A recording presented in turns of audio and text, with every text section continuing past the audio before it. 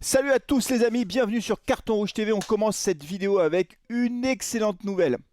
Non, deux excellentes nouvelles qui sont tombées là aujourd'hui. On est jeudi, les Verts ont activé les options d'achat, ont levé les options d'achat pour Nkunku et Cafaro.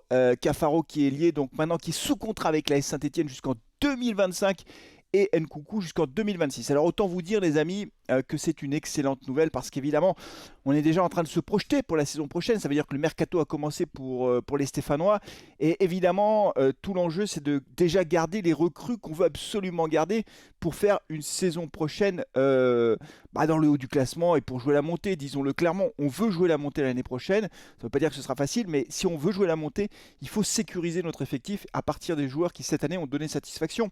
Franchement, que ce soit Cafaro ou Nkunku, ils ont été convaincants. Très clairement, Cafaro a fait une très très bonne fin de saison. Nkunku a été étincelant. Et c'est d'excellentes nouvelles de voir les options d'achat activées. C'est pas une vraie surprise, même si sur Nielsen Nkunku, en fait, on n'a jamais vraiment su quel était le montant de l'option d'achat. Il y a des montants qui ont circulé. Voilà, donc c'était pas super clair. Ce qui est sûr, c'est que ces options d'achat, évidemment, elles sécurisent beaucoup les choses parce que si il avait fallu négocier le transfert de Nkunku après sa demi-saison, c'est pas 2 millions ou 2 millions et demi d'euros qu'il aurait fallu mettre sur la table, mais certainement beaucoup plus. Pour le dire plus simplement, Nkunku aujourd'hui sous contrat avec la Saint-Etienne vaut beaucoup plus que ce qu'a payé la SS. Donc c'est une très bonne pioche pour l'association sportive de Saint-Etienne. Ce que j'espère simplement, c'est qu'on ne va pas revendre Nkunku dans la foulée. Franchement, ce serait un truc complètement dingue d'avoir levé l'option d'achat pour le faire partir. C'est pas complètement exclu si on a une très grosse offre qui arrive. Enfin, je sais pas. En tout cas, ce serait complètement fou. Toujours est-il que ce sont deux bonnes nouvelles et je voulais commencer cette vidéo par ces bonnes nouvelles, sachant qu'il y en a une autre, c'est que Cafaro a eu la récompense du plus beau but de Ligue 2 avec cette reprise de volée dont tout le monde se souvient, qui est allé se loger quasiment dans la lucarne début d'Annecy. Donc c'est vraiment là aussi une très bonne nouvelle pour Cafaro. Et voilà, et donc du coup on se retrouve pour l'avant-match parce que ça y est, c'est le dernier match de la saison. Saint-Etienne va recevoir Valenciennes dans un chaudron étincelant, un chaudron bouillant. Plus de 32 000 places vendues, 33 000 même, donc le stade sera quasiment plein, on aura quasiment la plus grosse affluence Ligue 1 et Ligue 2 réunies, et donc forcément il y aura une ambiance de feu à Geoffroy Guichard. Moi je serai en direct, je ne serai pas au stade, je serai en direct pour commenter le match, mais franchement j'imagine déjà l'ambiance qu'il va y avoir à Geoffroy Guichard pour cette dernière journée de championnat, qui en plus est très particulière puisque ce seront les adieux de Mathieu Debuchy au football professionnel. Mathieu Debuchy qui joue avec Valenciennes, qui va donc faire son dernier match. Il a annoncé la fin de sa carrière. Et quel symbole, notre capitaine Mathieu Debuchy qui va venir faire son dernier match de joueur professionnel à Saint-Etienne dans ce chaudron qu'il a beaucoup aimé. Et nous on a beaucoup aimé ce joueur. Donc il y aura aussi, en plus de l'ambiance, il y aura aussi de l'émotion. Et j'imagine pas, je suis sûr qu'il aura une standing ovation, Mathieu Debuchy, parce que voilà, c'est un guerrier comme on les aime à Saint-Etienne. Il a tellement donné pour Saint-Etienne, même s'il n'a pas joué 10 ans à Saint-Etienne. Les saisons où il a été là, il a été extrêmement performant. Et moi, j'avais été très triste de le voir partir, surtout dans les conditions dans lesquelles il est parti. Je n'ouvre pas le dossier, parce que sinon, ça reviendrait à parler de l'ancien entraîneur de la Saint-Etienne. Vous savez, je ne veux plus prononcer son nom, parce qu'à chaque fois, je bug un peu, donc je ne prononcerai pas son nom, mais on l'a fait partir dans des conditions absolument inacceptables. Et là, il va venir à Saint-Etienne donc pour terminer sa carrière professionnelle. Vraiment, Capi Debuchy, bravo, merci pour tout ce que tu as fait pour le foot français.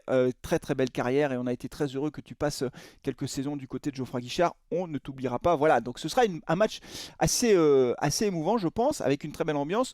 Un match quasiment sans enjeu pour la Saint-Etienne, si ce n'est celui de terminer dans la première moitié du classement. On est assuré du maintien, vous le savez maintenant depuis plusieurs matchs.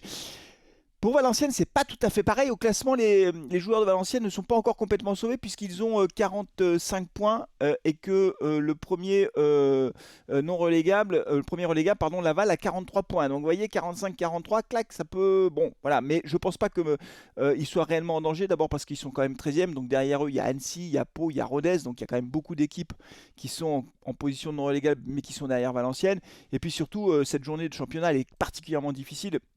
Pour certains clubs, il y a Laval qui va se déplacer à Amiens, on a Rodez qui va se déplacer à Bordeaux, on a Dijon qui va se déplacer au Havre. Pardon. Franchement, Dijon, ça va être difficile de faire un résultat au Havre. C'est pas impossible, mais du coup, moi je pense vraiment que Valenciennes est assurée du maintien et donc ça devrait bien se passer pour les deux équipes à Geoffroy Guichard. À la fin du match, tout le monde devrait être à peu près content. J'aimerais bien qu'on termine sur une victoire quand même. Je pense que symboliquement, ce serait quand même assez intéressant. Du côté de l'AS Saint-Etienne, les amis, le groupe. Je vous dis un mot du groupe parce qu'il y a un absent, au moins un absent, c'est Fomba au milieu de terrain qui est blessé et qui n'est pas dans le groupe. Et un petit nouveau qui apparaît, donc ça c'est plutôt bien parce que moi je considère qu'on n'a pas vu assez de jeunes en cette fin de saison dans le groupe. C'est Tchekfal qui arrive au milieu de terrain, joueur de 19 ans de mémoire, qui fait son apparition dans le groupe professionnel. C'est dommage qu'on n'ait pas eu d'autres joueurs comme Léry par exemple en cette fin de saison. Bon voilà, c'est comme ça. Sinon, pas de surprise, tout l'effectif est là, en dehors de Fomba, donc remplacé par Fall dans le groupe des 18 joueurs convoqués par Laurent Batles. On aura la défense habituelle, hein, avec peut-être Célusso qui sera de nouveau titulaire, on verra comment ça se passe. Apia qui était sur le banc la dernière fois, je vous le rappelle, donc Briançon, Petro, titulaire indiscutable, Nkunku, Cafaro, voilà. Bouchouari qui sera peut-être titulaire, avec Chambaud qui lui enchaîne les bons matchs, donc je pense que Chambaud sera complètement titulaire, il n'y a pas de surprise là-dessus. Après Monconduit, Mouefek, je ne sais pas qui sera titularisé, Lobry aussi peut-être, je ne sais pas.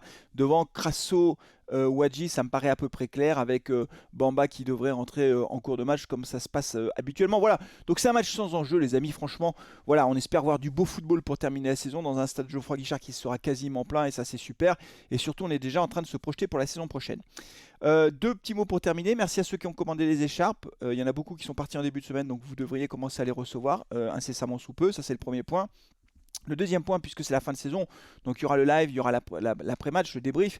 Mais après, je vous annonce que pour pouvoir faire vivre la chaîne en quelque sorte, pour qu'il y ait des vidéos régulièrement, j'ai envie, voilà, c'est une idée que j'ai eue comme ça, mais dites-moi ce que vous en pensez. Ça m'intéresse évidemment de savoir ce que vous pensez de cette idée. J'ai envie de faire un journal des transferts une fois par semaine, de faire une vidéo où je ne vais parler que des transferts. Alors, évidemment, si je me contente de parler que des transferts de l'AS Saint-Etienne, il n'y aura pas des signatures toutes les semaines. Donc je risque de me retrouver, si je fais une vidéo par semaine sur les transferts, avec pas beaucoup de choses à vous annoncer. Vous voyez, où je vais devoir broder. Ah, il y a tel jeune qui a signé son contrat pro, etc. C'est magnifique, c'est formidable. Ça risque d'être un peu difficile d'alimenter un journal des transferts uniquement sur la base du mercato de la S Saint-Etienne. Même si forcément il y aura de l'actualité, on le voit déjà avec la signature de Nkunku et de Cafaro. Donc j'ai plutôt envie de faire un journal des transferts où je parlerai de la SS bien sûr, mais je parlerai aussi des gros transferts. Pas uniquement français d'ailleurs, s'il y a des gros transferts à l'international, j'évoquerai le sujet pour vous dire ce que j'en pense. Alors je sors un petit peu de mon champ habituel, hein. Carton Rouge TV, la chaîne des supporters de la SS, on parle que de la SS. Mais voilà, je pense que pour les transferts, ça peut être sympa aussi de vous donner mon sentiment sur les principaux transferts français bien sûr, mais aussi internationaux. Il n'y a qu'un club que je n'évoquerai pas dans le journal des transferts, mais là je vous pose même pas la question de savoir si vous savez à qui je pense. Donc là ce sera rideau, on n'en dira pas un mot. Ça ne nous intéresse pas, donc on ne parlera pas des transferts d'un club français. Mais après pour le reste, s'il y a des sujets intéressants, je vous propose de les partager avec vous. Mais alors, avant de le faire, dites-moi ce que vous en pensez en commentaire. Dites-moi si vous trouvez que c'est une bonne idée ou pas. Si vous me dites non Flavien, fais pas ça, eh ben je le ferai pas, tant pis, je trouverai d'autres idées. Mais si vous me dites vas-y, banco, on y va, clac, journal des transferts, c'est parti. Dès la semaine prochaine, on commencera le journal des transferts numéro 1. Voilà, c'est tout pour aujourd'hui les amis. On se retrouvera très vite donc pour le live, donc vendredi soir à partir de 20h45 avec le multiplex comme la semaine dernière. D'ici là, prenez soin de vous, de vos proches et allez les verts. Ciao.